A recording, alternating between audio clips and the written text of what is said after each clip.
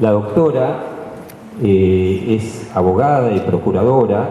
egresada de la Facultad de Derecho y Ciencias Sociales de la Universidad de Buenos Aires. Cuenta con antecedentes laborales tales como haber sido secretaria nacional de instrucción en lo criminal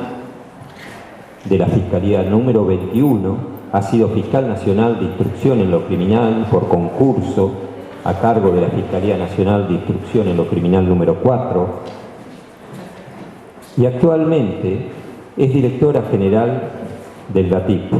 esto es, la Dirección General de Investigación y Apoyo a la Investigación Penal. Sus antecedentes académicos más relevantes son haber realizado docente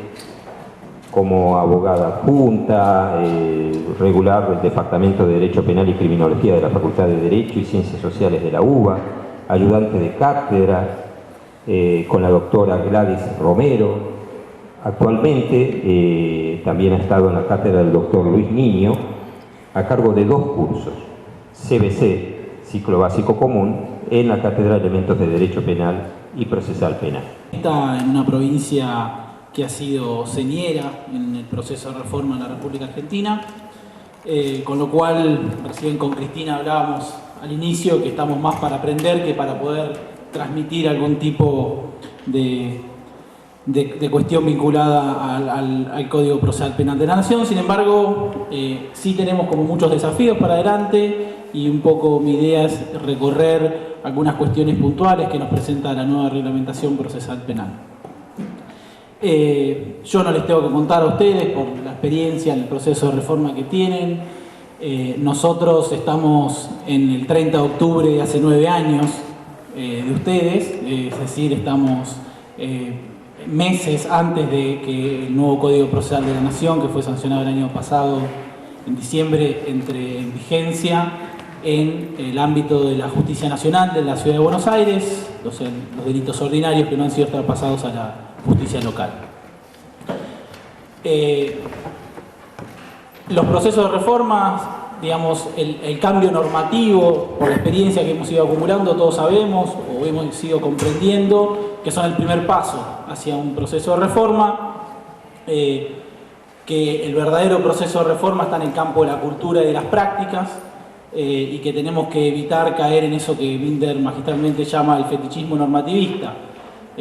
Estamos todos muy atentos, los actores que estamos involucrados actualmente en el proceso de reforma de la justicia nacional y federal, en no caer en creer que una vez que logramos aquello por lo que tanto luchamos durante muchos años, que es tener un nuevo código procesal y 3 nuevas leyes orgánicas,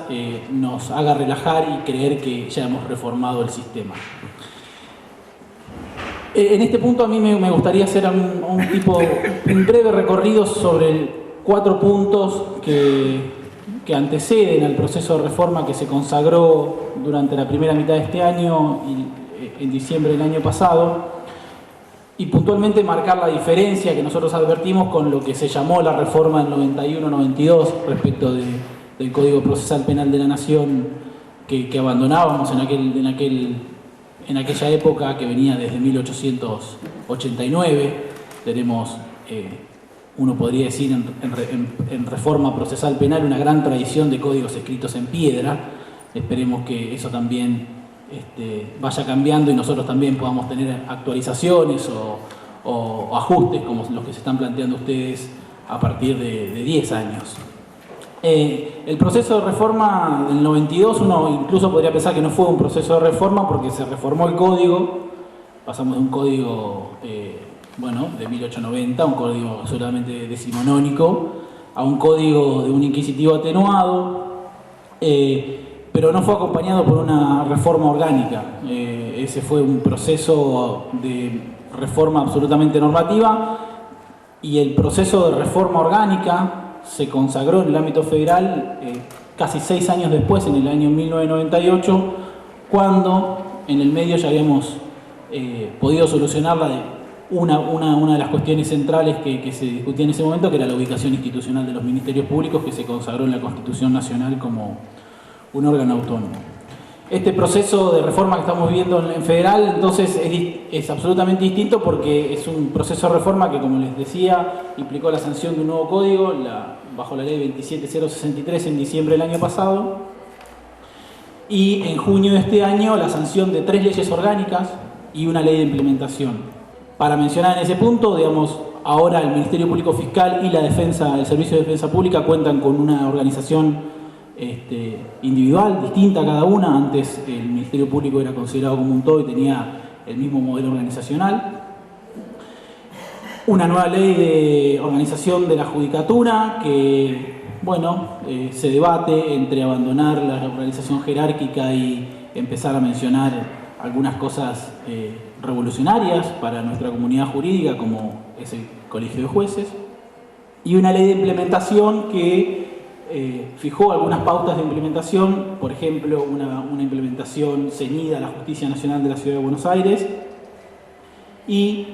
otorgó el control y digamos, el ritmo del proceso de implementación del nuevo código a un órgano político.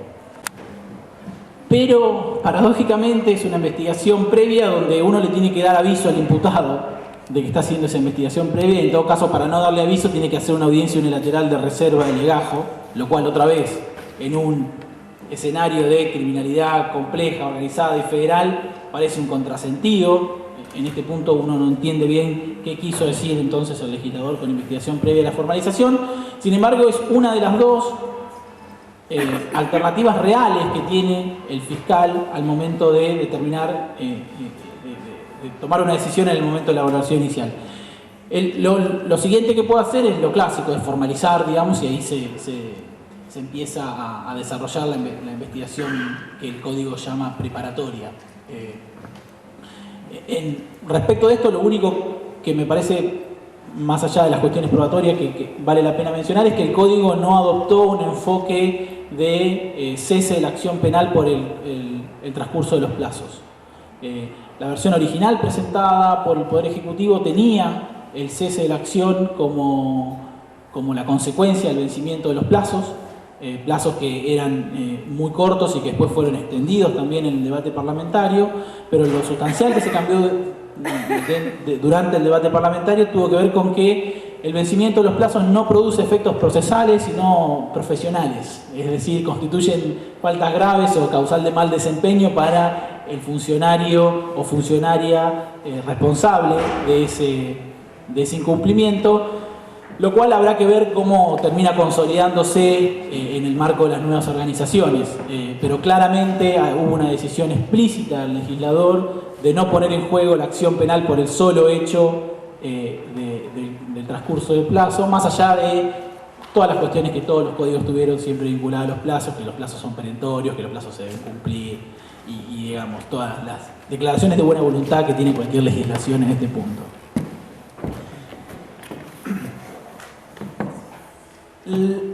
La legislación procesal también permite en este punto emplear lo que llama procedimientos abreviados. Sin embargo, parece bastante raro, digamos, que lo prevea así, porque todos los procedimientos abreviados requieren la formalización, con lo cual en realidad la alternativa sería la formalización y en ese caso hacerlo, pero independientemente de ello, el código prevé, digamos, la posibilidad ya en este momento de disparar el procedimiento abreviado. Procedimiento abreviado que tiene 3 alternativas en el código nuevo, que es un acuerdo pleno que se llama, el procedimiento abreviado que conocemos todos,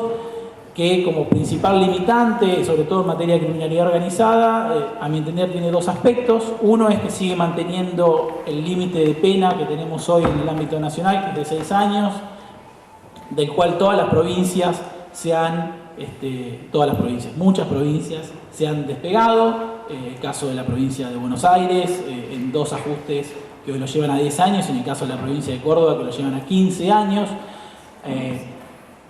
Habrá que ver, digamos, cómo se termina ajustando este procedimiento, qué tipo de pena se termina, digamos, considerando para consolidarlo, ¿no?, como una herramienta de procesamiento y solución de casos en el ámbito federal. Y el segundo aspecto es que la ley procesal y la ley de organización no prevén ningún tipo de regla orientativa vinculada a la instrumentalización de los acuerdos plenos, la negociación sobre absolutamente todo, el hecho, la calificación y la pena. Y esto es muy importante, a mi entender, es como un vacío que queda a reglamentar o en una ley específica. En el ámbito federal, sobre todo vinculado a la negociación por información en el ámbito de las redes criminales complejas, que es algo que en todos los códigos reformados de tercera generación que se encargan y toman a la criminalidad compleja como un aspecto central o como un aspecto particular, digamos, que puede diferenciar de la criminalidad común, se ha avanzado. Digamos. Es necesario empezar a reglamentar si en el marco de los acuerdos se puede negociar información como una nueva intervención en criminalidad compleja. La orgánica del Poder Judicial no se rompió. Esto no solo por esto, sino porque las oficinas judiciales no son obligatorias, los colegios de jueces los puede constituir por superintendencia el pleno de cada respectiva cámara, con lo cual deja a los actores internos la administración de estas herramientas que impactan necesaria y de forma determinante en el modelo de organización de los ministerios públicos, sobre todo el Ministerio Público Fiscal. Finalmente, el Código Procesal Penal de la Nación, de la 27063, toma un par de decisiones vinculadas a una problemática muy importante para el Ministerio Público Fiscal, como son los recursos contra las absoluciones. El Código, en cuanto a los motivos de impugnación, no hace grandes avances respecto a los estándares jurisprudenciales que se fueron haciendo necesarios por la no modificación del Código Levene, pero sí fija un estándar según el cual, primero, dos decisiones en el mismo sentido no pueden ser recurridas, dos decisiones liberatorias o que extinguen la acción, no pueden ser recurridas por la acusación cuando fueron seguidamente dos decisiones en sentido negativo, digamos. Ahí fija un estándar digamos, tenés una sola posibilidad como fiscalía de recurrir. Fija un segundo principio, que es que la casación, en cuanto a los tribunales de juicio, tiene que